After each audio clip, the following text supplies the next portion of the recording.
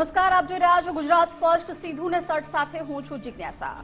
હું છું આપની સાથે ભાવિકા અને સીધું ને સટમાં આજે વાત કરવી છે નકલીની ભરમારની। સવારે ઉઠો ત્યારથી લઈને રાત્રે સુવો ત્યારે તમારી આસપાસ ઘણું બધું નકલી વેચાઈ રહ્યું છે। નકલી બનીને લોકો તમને છેતરી રહ્યા છે અને આજે સીધું ને સટમાં નકલીની ભરમાર એટલા માટે કારણ કે રાજ્યમાં અલગ અલગ જિલ્લામાંથી અલગ અલગ વસ્તુઓ સામે આવી છે।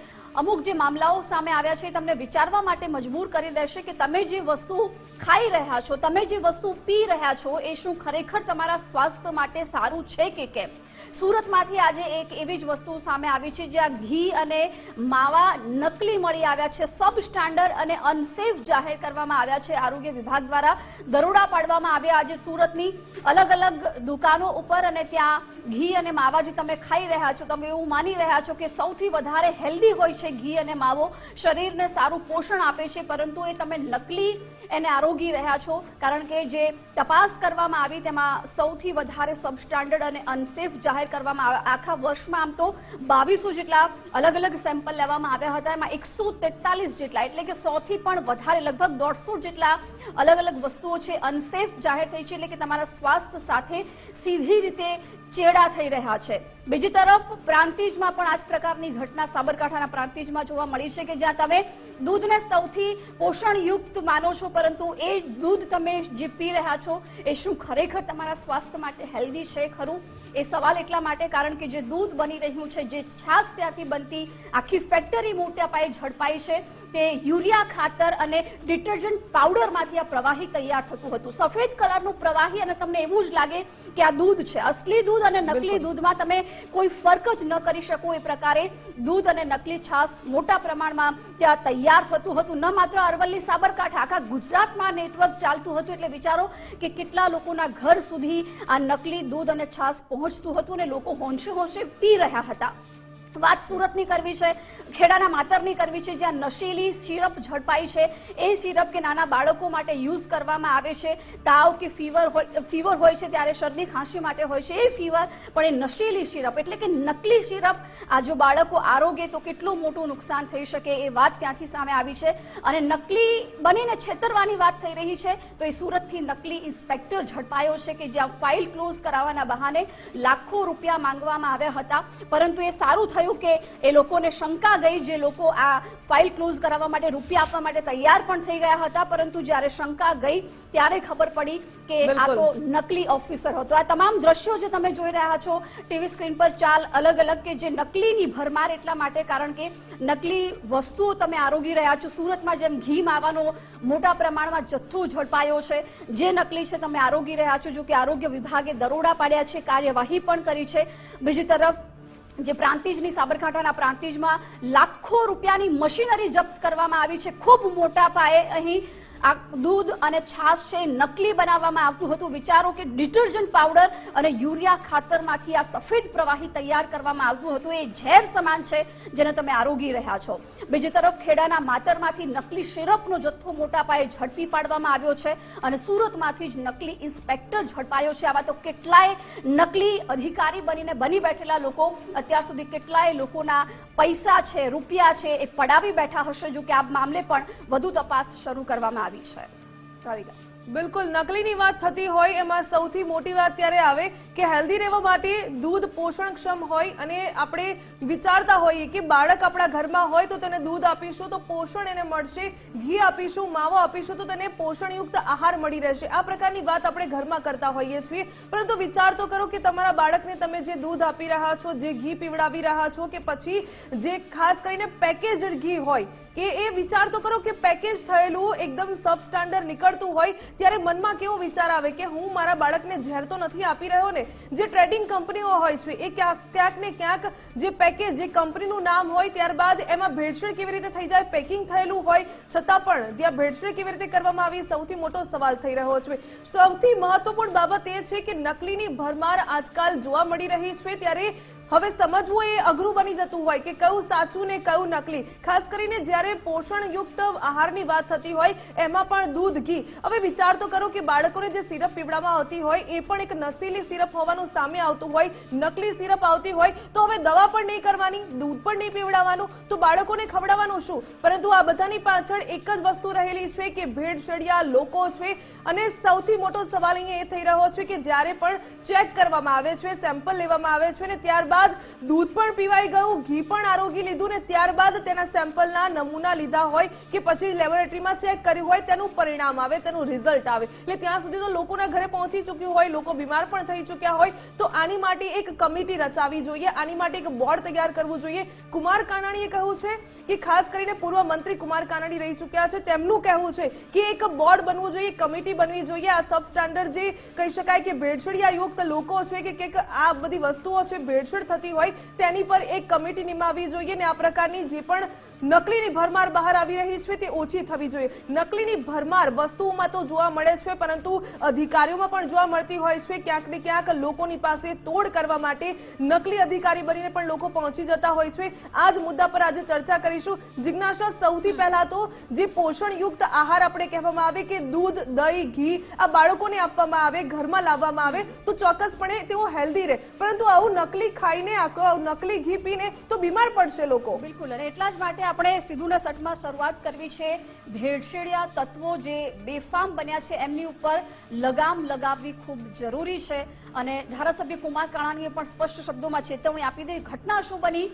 ઘી અને માવાના સેમ્પલ લેવામાં આવ્યા હતા જે ફેલ થયા છે, સબસ્ટાન્ડર્ડ તેમજ અનસેફ જાહેર થયા છે. વરાછા ગોપાલ ટ્રેડર્સનું અમૂલ ઘી સબસ્ટાન્ડર્ડ, એટલે તમે જેને એક સારી બ્રાન્ડ માની રહ્યા છો, મોટા ભાગના ઘરોમાં અમૂલનું ગોલ્ડ કે તાજા દૂધ કે ઘી કે માવા યુઝ થતા હશે, પરંતુ એ પણ તમારી માટે, સ્વાસ્થ્ય માટે સારા નથી. એવું એટલા માટે કારણ કે આ સાબિત થયું છે, એના નમૂના લેવામાં આવ્યા, એ ફેલ ગયા છે. 140 સંસ્થાઓના સેમ્પલ ફેલ થયા છે. 2200 થી વધારે અલગ અલગ સંસ્થાઓના સેમ્પલ આખા વર્ષ દરમિયાન લેવામાં આવ્યા અને એમાંથી 140 થી વધારે એવા છે જે સેમ્પલ ફેલ થયા છે. એટલે કદાચ તમે એ 140 દુકાનેથી જો આ વસ્તુ ખરીદી છે તો એ તમે પણ આરોગી હશે ને કદાચ સ્વાસ્થ્યને નુકસાન પણ થયું હશે. પરંતુ જ્યારે મામલો ગંભીર બન્યો છે, આરા ભેળસેળિયા તત્વો છે એ સતત આ પ્રકારે કાર્યવાહી, એમને માત્ર ને માત્ર પૈસા કમાવવાનો, રૂપિયા કમાવવાની જ લાલચ છે, એટલા જિજ્ઞાસામાં છે, એમને તમારા સ્વાસ્થ્યની બિલકુલ નથી પડી. વિચાર તો કરો કે 140 સ્થળ કહી શકાય ત્યાંથી નમૂના લીધા હતા અને એનો રિઝલ્ટ આવ્યો.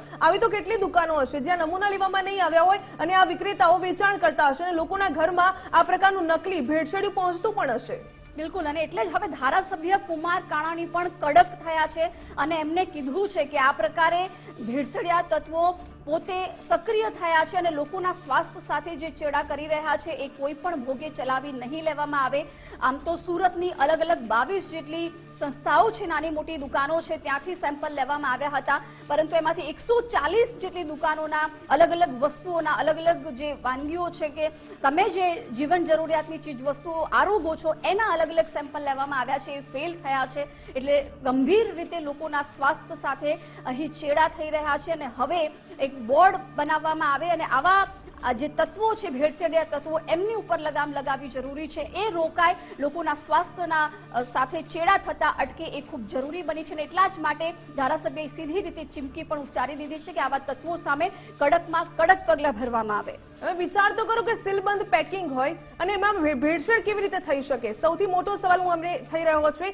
ગોપાલ ટ્રેડર્સ અમૂલ પાલનની એજન્સી ધરાવે છે અને એ અમૂલ પ્યોર ઘીનું સેમ્પલ તેમાં ફેલ ગયું. એટલે વિચાર તો કરો કે સીલબંધ પેકિંગ હોય અને એમાં ભેળસેળ કેવી રીતે કરતા હશે લોકો? એજન્સી ધરાવે અને કોઈ બ્રાન્ડનું નામ યુઝ કરવામાં આવે અને એ બ્રાન્ડ પરથી વેચાણ કરો છો, લોકો એ બ્રાન્ડ જોઈને ખરીદતા હોય છે કે આ બ્રાન્ડનું છે તો ચોક્કસપણે સારું હશે, ભેળસેળ મુક્ત હશે, પરંતુ આ તો ભેળસેળ યુક્ત જે દૂધ, ઘી અને માવા એ લોકોના ઘર સુધી પહોંચી રહ્યા છે. સૌથી મહત્વપૂર્ણ બાબત કે એજન્સીઓ અને ટ્રેડર્સ પર ક્વોલિટી ચેકનું નિયંત્રણ ક્યારે આવશે? ક્વોલિટી ચેક કેવા પ્રકારે થવી જોઈએ એના પણ એક નિયમો હોવા જોઈએ. અમૂલ ઘીના નમૂનાઓ ફેલ થતા હોવા છતાં કંપની કેમ ચૂપ રહે છે? જિજ્ઞાસા, સવાલ અહીં એ થાય કે અમૂલની વાત કરીએ કે અમૂલ કંપનીનું ઘી જ્યારે સબસ્ટાન્ડર્ડ નીકળ્યું, ભેળસેળ યુક્ત હોવાનું સામે આવ્યું, ત્યારે જે તે એજન્સીને આપવામાં આવ્યું તેની સામે કોઈ કાર્યવાહી કરવામાં કેમ નથી આવતી? આ એજન્સીઓની સામે કડક કાર્યવાહી કરવી જરૂરી બનતી હોય છે. જી બિલકુલ, એટલે એ જ વસ્તુ છે કે તમે જેને બ્રાન્ડ માનો છો, અમૂલ સૌથી સારી બ્રાન્ડ છે, એ જ બ્રાન્ડના નામે આ નકલી વસ્તુઓ છે તમારા ઘર સુધી પહોંચી રહી છે, લોકોના સ્વાસ્થ્ય સાથે ચેડા થઈ રહ્યા છે ને એટલે જ સમજવું છે. આપણી સાથે ગેસ્ટ પેનલમાં physician MD doctor Umesh Gurjar આપણી સાથે જોડાઈ ગયા છે. ડોક્ટર ઉમેશ, ખૂબ ખૂબ સ્વાગત છે. અને આપણી સાથે CARCના CEO આનંદિત મહેતા આપણી સાથે જોડાઈ ગયા છે. આનંદિતજી, આપનું ખૂબ ખૂબ સ્વાગત છે. સૌથી પહેલા તો જે નકલીની ભરમાર આપણી આસપાસ છે, આજે સુરતથી જે ઘી માવાના નમૂના ફેલ થયા મોટી સંખ્યામાં, સાબરકાંઠાના પ્રાંતિજથી જે નકલી દૂધનો કાળો કારોબાર ઝડપાયો છે, યુરિયા ખાતર અને ડિટર્જન્ટ પાવડરમાંથી આ સફેદ પ્રવાહી તૈયાર થતું હતું. રાજ્યના દરેક અલગ અલગ જિલ્લાઓમાં વસ્તુ પહોંચી રહી છે, લોકો આરોગી રહ્યા છે, સીધી રીતે લોકોના આરોગ્ય સાથે ચેડા થઈ રહ્યા છે અને લોકોને ખબર પણ નથી પડતી. જી ડોક્ટર ઉમેશ, આપને આ સવાલ કે આમાં કઈ રીતે આ આખી પ્રક્રિયા ચાલી રહી છે?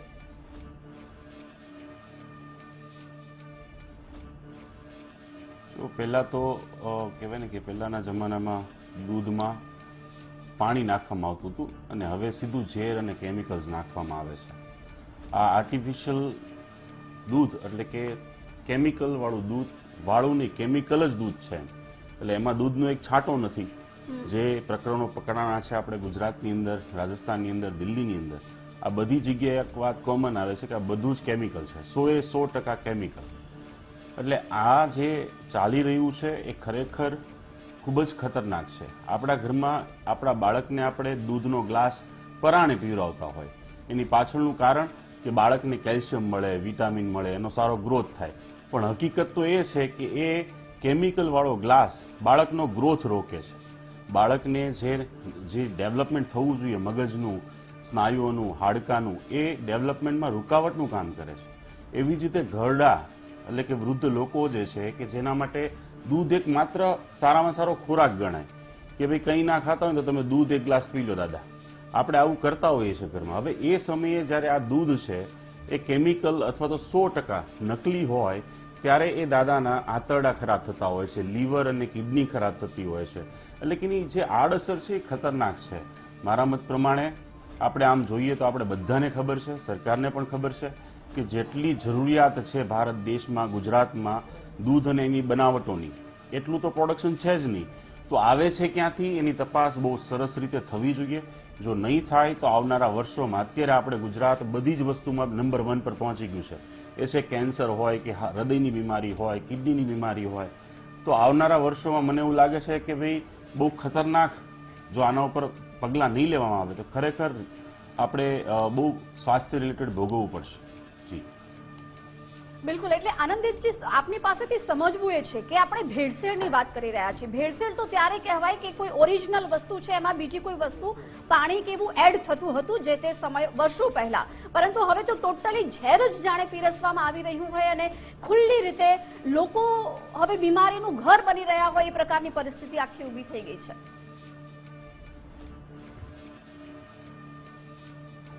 એકદમ સાચી વાત છે. And my compliments to Gujarat first કે આવા ઇમ્પોર્ટન્ટ મુદ્દાને આજે તમે સામે લાવ્યા છો.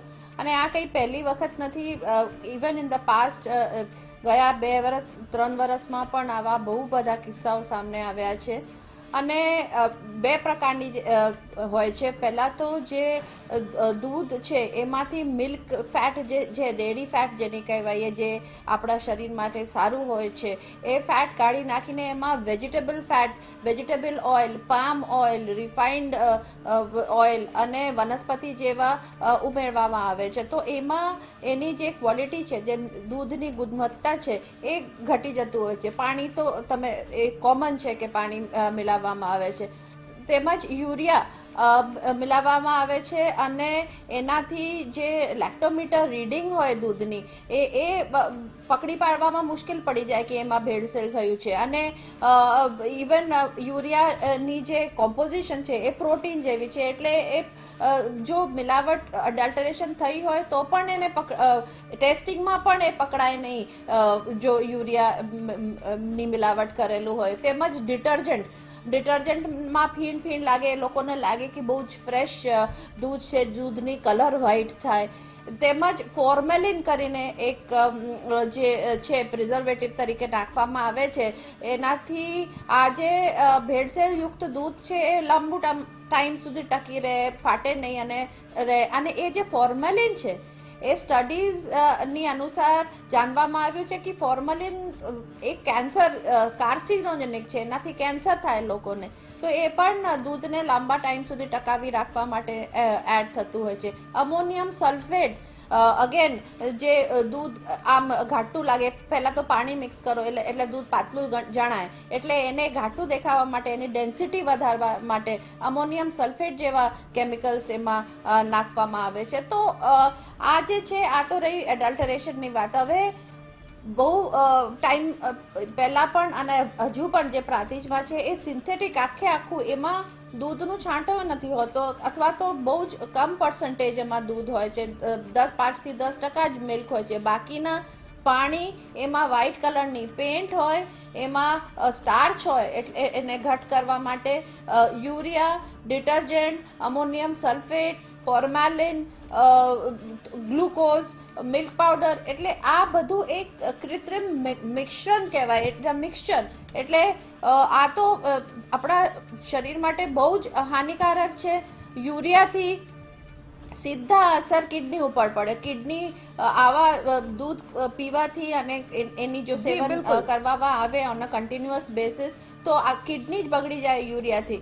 હા, સિમિલરલી મેં અગાઉ પણ વાત કરી, ફોર્માલિન ઇઝ અ કેન્સરસ કાર્સિનોજેનિક કેમિકલ, એનાથી થાય. પછી ડિટર્જન્ટ છે, એનાથી આપણે ગેસ્ટ્રોઇન્ટેસ્ટાઇનલ જે પ્રોબ્લેમ્સ છે, નોશિયા, વોમિટિંગ, ગેસ થવું, ગેસ્ટ્રોઇન્ટેસ્ટાઇનલ પ્રોબ્લેમ્સ થવું, એવું બધું થાય છે. એટલે બિલકુલ નોર્મલ કહી શકાય કે ઘણી બધી બીમારીઓને નોતરી રહ્યું છે સફેદ એટલે દૂધ ન કહી શકાય.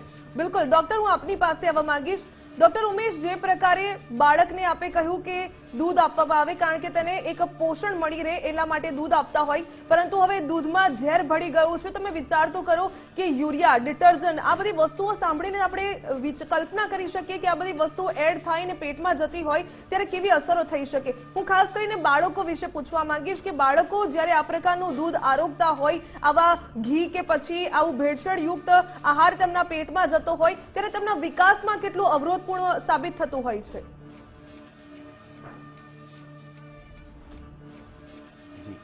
બિલકુલ, આ કેમિકલથી બનેલું દૂધ જો બાળકો આરો હોય એટલે કે બાળકોને આપવામાં આવે તો સૌ પ્રથમ સ્ટાર્ટિંગ ફેઝમાં એમને ઝાડા થવા અથવા પેટમાં ચૂક આવી, પેટમાં દુખાવો થવો, ગાસ્ટ્રાઇટિસ એટલે કે આંતરડાનું ઇન્ફેક્શન થવું, ઇમ્યુનિટી ડાઉન થવી, આવા સિમ્પટોમ્સ અથવા તો આવી બીમારીઓ નાની મોટી જોવા મળે. પછી ધીરે ધીરે એક યુરિયાની માત્રા, પોટેશિયમની માત્રા એટલે કે એમાં જે કેમિકલો છે એ દરરોજ એક ટાઈમ કે 2 ટાઈમ જતા હોય એટલે અમુક સમય પછી એ ઓર્ગન એટલે કે કિડની, લીવરને ડેમેજ કરવાનું શરૂ કરી દેતા હોય છે. ખાસ કરીને બાળકોની અંદર આપણે જોતા હોઈએ છીએ કે એમનો જે એટલે કે ગ્રોથ જે હોય છે એ અડચણ થતો હોય છે. એટલે કે એમની હાઇટ, એમના મગજના ખાસ કરીને ચેતાતંતુ ઉપર ખાસ કરીને આ કેમિકલ્સ બહુ ઇફેક્ટ કરતા હોય છે. બાળકોની ભણવાની ક્ષમતા હોય, લર્નિંગ શીખવાની ક્ષમતા હોય, બોલવાની ક્ષમતા હોય, સાંભળવાની હોય, આંખો ઉપર પણ ઘણા બાળકોને અસર કરતી હોય છે. એટલે કે બાળકને જે ગ્રોઈંગ ફેઝ હોય, જ્યારે બાળક 22 વર્ષ સુધી, 18 વર્ષ સુધીના બાળકને ગ્રો કરવાનું હોય, જ્યારે એમની બધી જ વસ્તુ ડેવલપ થતી હોય, ત્યારે આવું કેમિકલ એમના શરીરમાં નાખવામાં આવે ત્યારે સ્વાભાવિકપણે છે કે એ કેન્સર સુધી જતું હોય છે. એટલે કે આ ધીમું ઝેર જે છે એ બાળકના ગ્રોથની અંદર ખૂબ જ મોટો અવરોધ જે છે ઊભો કરતું હોય છે. એટલા માટે જ કહેવાય કે ખાસ કરીને જ્યારે આપણા ઘરની અંદર બાળકો હોય ત્યારે આપણે જે દૂધ લઈએ છીએ એની યોગ્ય તપાસ કરવી, ચકાસણી કરવી અને પછી જ આપણે આ દૂધ બાળકોને આપવું જોઈએ. પણ સૌથી મોટો સવાલ પણ એ થઈ રહ્યો છે કે ચકાસણી કેવી રીતે કરી. આનંદીજી, આપની પાસે આવવા માંગીશ. ક્વોલિટી ચેકિંગ થવું ખૂબ જરૂરી બનતું હોય છે. નકલી કે અસલી એ જાણવું અત્યારના સમયમાં ખૂબ મુશ્કેલ બની ગયું છે, પરંતુ એક કહી શકાય કે બોર્ડ નિમાવવું જોઈએ, કોઈ કમિટી થવી જોઈએ, એ પ્રકારનું ધારાસભ્યનું પણ કહેવું છે. આપનું શું કહેવું છે કે કેવા પ્રકારે એને કંટ્રોલ કરી શકાય? કારણ કે આપણી સામે એક પ્રશ્ન તો આવીને ઊભો થઈ રહ્યો છે, પરંતુ એ પ્રશ્નનું સોલ્યુશન લાવવું પણ ખૂબ જરૂરી બનતું હોય છે.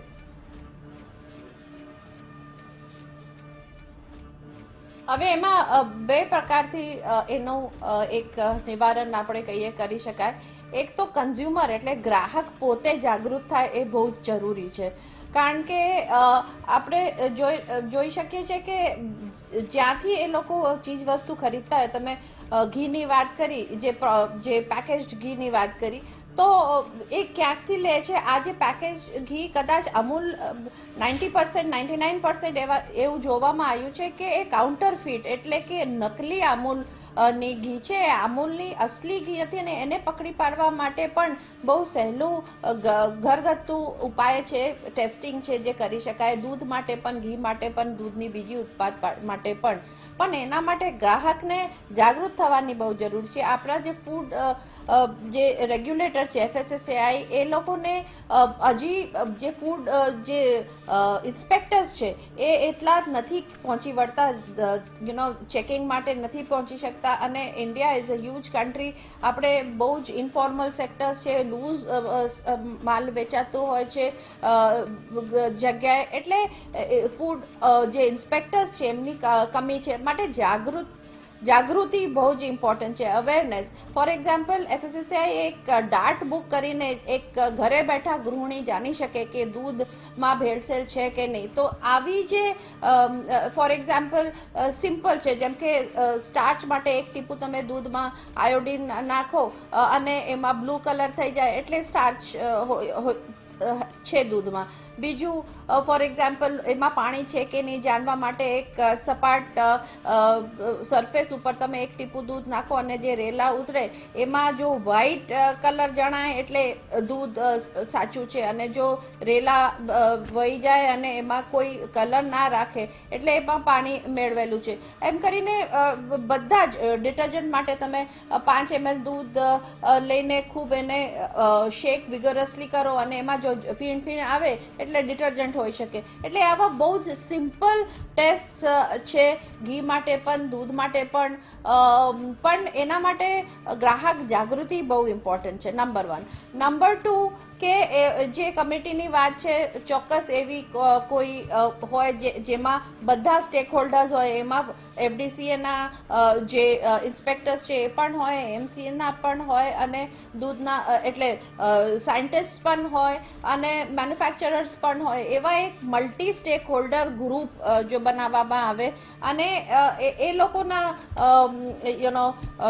એની અંદર જો સેમ્પલિંગ થાય અને ટેસ્ટિંગ થાય અને કન્ઝ્યુમર કેમ્પેન્સ થાય, જાગૃતિની કાર્યક્રમો થાય, તો જ આગળ જઈને આઈ થિંક આ બધી અટકાવી શકાશે. બિલકુલ. એટલે ડૉક્ટર ઉમેશ, આપની પાસેથી એ સમજવું છે કે બિલકુલ ઓરિજિનલ લાગતી વસ્તુ નકલી પણ એવી જ રીતે તૈયાર કરવામાં આવે છે કે લોકો એને સાચી માની લે છે, અને એમાં પણ સારી બ્રાન્ડના નામે એનું વેચાણ થતું હોય.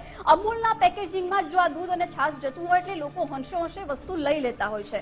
પરંતુ આ જ વસ્તુ જે તૈયાર થાય છે, જે વસ્તુઓ એડ કરવામાં આવે છે, લાંબા ગાળે કે ટૂંકા ગાળે ઇફેક્ટ થવાની શરૂઆત થાય છે? કેટલા સમયની અંદર આપણને એની જે ખરાબ અસરો છે, ઇફેક્ટ છે, દેખાવાનું શરૂ થતું હોય છે? શરીરને શારીરિક અને આર્થિક કેવી રીતે આગળ જતા નુકસાન કેટલા સમયમાં આપણને દેખાવાની શરૂઆત થાય?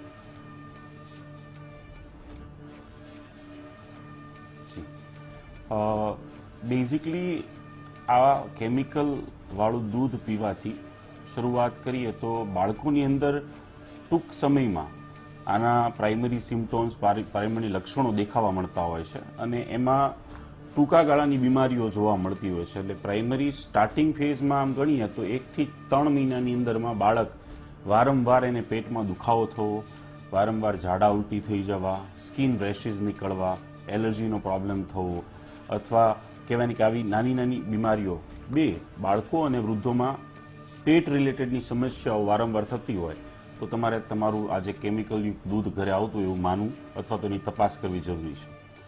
લાંબા ગાળાની બીમારીઓ છે, યુઝ્યુઅલી 1 વર્ષથી 5 વર્ષ લાગતો હોય છે સમય. એ વ્યક્તિગત જે બોડી હોય માણસની એના ઉપર આધાર રાખે, અને એમાં સૌથી પહેલું શરૂ થતું હોય છે ઓર્ગન ડેમેજ.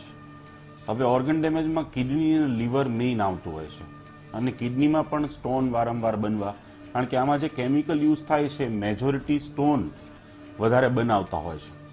એવી જ રીતે કહેવાય ને કિડની ખરાબ થવી, લીવર ખરાબ થવા, એના સિમ્પટોમ્સ અને એના લક્ષણો બહાર આવે અને પ્રાઇમરી ફેઝમાં જ્યારે રિપોર્ટ કરાવે ત્યારે ખબર પડે કે લીવર અને કિડની ડેમેજ થઈ રહી છે.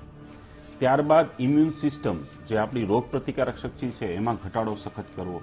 પછી ન્યુરોલોજીકલ બીમારીઓ આવતી હોય છે કે બાળકોમાં ખાસ કરીને ગ્રોથ જે છે એ ઇમ્પેર થતો હોય, એટલે કે ગ્રોથ વધવા, એટલે કે જે સ્પીડથી ગ્રોથ થવો જોઈએ એ નથી થતો. બાળક મેન્ટલ રિટાર્ડેશન સુધી જતું હોય છે, એવી ઘણા કેસીસમાં જોવા મળતું હોય છે. અને લાસ્ટ સ્ટેજ જે આવતો હોય છે એ છે કેન્સર. અને જે કેન્સરનું વધારે પ્રમાણ થયું છે, જેના ઉપર રિસર્ચ થઈ રહ્યા છે, એમાં એક મુખ્યત્વે કારણ ગુજરાતની અંદર નહીં માત્ર પણ ભારત દેશમાં પણ એ ખાદ્ય પદાર્થોનું બહુ મોટું યોગદાન છે. એટલે આ ટૂંકા ગાળા અને લાંબા ગાળાની બીમારીઓ જે છે, જેમાં ખરેખર આ જે દૂધ આરોગતા હોય એમને માત્ર 2 કે 3 મહિનામાં જ આવા સિમ્ટોમ્સ અને 5 વર્ષ સુધીમાં કેન્સર જેવી ખતરનાક બીમારી કે જ્યાંથી રિકવર થવું અથવા તો બીમારીથી બહાર આવવું મુશ્કેલ થતું હોય છે. અને એ આ બધું જ કારણ થતું. બિલકુલ ડોક્ટર, સમયનો અભાવ છે, પરંતુ એક છેલ્લો સવાલ કરવા માંગીશ કે આપે કહ્યું કે આ બધી વસ્તુઓ હાનિકારક તો છે, પરંતુ હવે નકલી તો વેચાઈ જ રહ્યું છે બજારમાં, લોકો આરોગવાના, પણ આના અવેજીમાં શું ખાઈ શકાય, શું પી શકાય કે આ બધી અસરો ઓછી થઈ શકે?